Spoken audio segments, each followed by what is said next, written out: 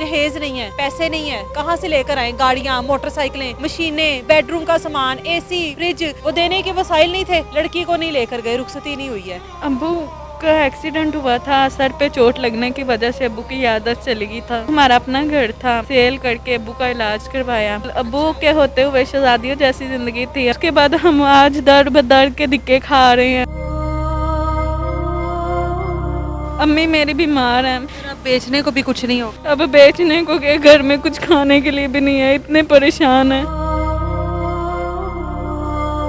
ہم 3 بہنیں ہیں۔ اب کدھر گئے وہ جن کے اوپر اتنا بھروسہ باپ نے بھی کیا ہو، آپ کے نکاح بھی کر دیا؟ اب وہ لوگ بھی نہیں پوچھتے، وہ کہتے ہیں کہ ہون پیو مار گیا ہے، پیچھے لوکاں دے گھر دے کام کردے نے، اسی انہاں وڑ کے لوکاں نال کیوں رشتہ رکھے؟ پر ہر کوئی شوق سے تھوڑے ساتھ کسی کے گھر میں جا کے کام کرتا ہے، مجبوری سے ہی جاتا ہے نا، پر لوگوں کو یہ سوچتے ہوئے شرم نہیں آتی۔ آگے ہمارے اوپر اتنی مصیبتیں، اوپر سے اور ہی مصیبتیں آئی جا رہی ہیں۔ میرے یہ جو بھی بہن بھائی ویڈیو دیکھ رہے ہیں، میری ان سے ریکویسٹ ہے کہ میری امی کا علاج کروا دیں، اور کچھ نہیں، ہمارا باپ تو پہلے سر پہ نہیں ہے۔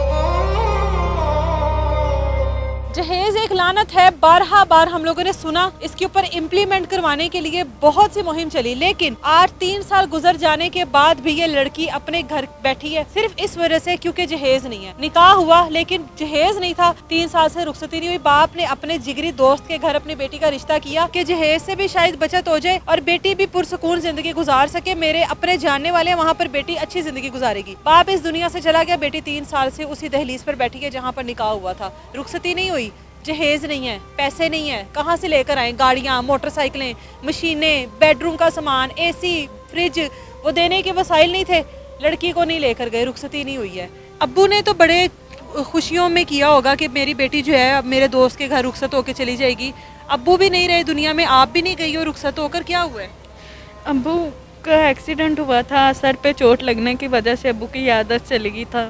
اس کے بعد ہمارا اپنا گھر تھا، گھر ہم نے سیل کر کے ابو کا علاج کروایا۔ مطلب جب ابو تھے تو صحیح تھا سب کچھ، ابو زندہ ہوتے تو جہیز ملنا تھا۔ بالکل، ابو کے ہوتے ہوئے شہزادیوں جیسی زندگی تھی، ہمیں نہیں پتا تھا کہ اب ہمیں در بدر کے دھکے کھانے پڑنے تھے۔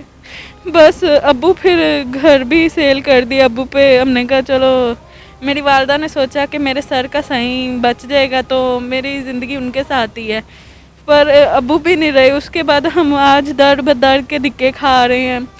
امی میری بیمار ہیں، ان کو رسولیاں تھی پیٹ میں، ابو کے جانے کے بعد سال بعد رسولیاں بن گئی ہیں، رسولیوں کی وجہ سے اب سارا اندر سے پیٹ کا مسئلہ خراب ہو گیا ہے۔ اور اب بیچنے کو بھی کچھ نہیں ہوگا۔ اب بیچنے کو کہ گھر میں کچھ کھانے کے لیے بھی نہیں ہے، اتنے پریشان ہیں۔ کتنے بہن بھائی ہو؟ ہم 3 بہنیں ہیں۔ بہن نہیں ہو، بھائی نہیں آپ؟ بس بھائی کی وجہ سے امی کو ہر کوئی تانے دیتا تھا کہ تو ہونتی ہیں جمیاں نے پتر نہیں جمے، پھر انہوں نے ساری ٹینشنیں دماغ میں رکھ کے ان کے پیٹ میں ایسا کوئی مسئلہ بنا ہے، رسولیوں کی وجہ سے اب آپریشن بھی کروایا، وہ آپریشن پہ بھی پیک لگے، اتنا کچھ ہوا ہے، اب وہ بھی نہیں صحیح ہو رہا۔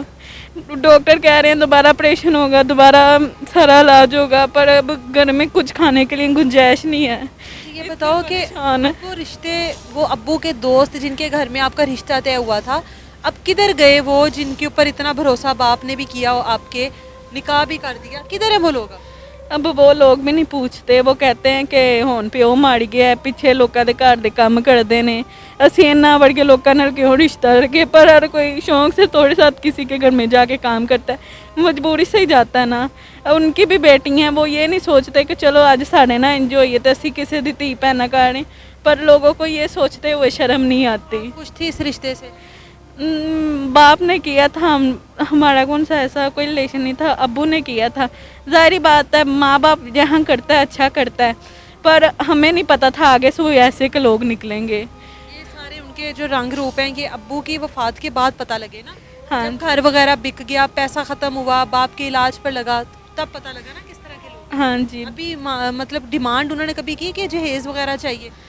کسی نے بات کی تھی، ہمارے دور نزدیک کے رشتہ دار، انہوں نے کہا باپ فوت ہو گئے، چلو بیٹی کی رخصتی کرتے ہیں، پیچھے میری 2 بہنیں ہیں، मेरी छोटी बहन है, उसकी भी मैं इसलिए रिश्ता हो गया शादी नहीं करती, 2-4 पाई तो अपनी बहन को दे दूं। आज लोग उन्होंने क्या जवाब दे रहे हैं, बस वो कहते हैं कि चलो आप इतना तो कर ही सकते हैं, 2 बहन के लिए 4 पाई ले लें।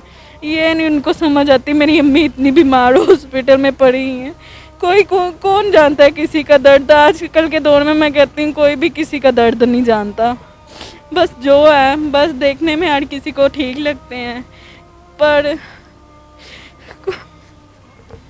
ये लड़की पिछले 2 महीने से एक ही बात कर रही थी, फ़ोन करती थी कि मेरी वालदा हॉस्पिटल है, मेरी वालदा के लिए दुआ करना। अपनी वालदा की तस्वीरें भेजती थी, अपनी वालदा की वीडियोस भेजती थी, मैं साथ साथ चलाऊंगी भी वो कि आप ही मेरी वालदा के लिए दुआ करना, मेरा आसरा मेरी वालदा ही है, मेरे अब्बू इस दुनिया में नहीं रहे।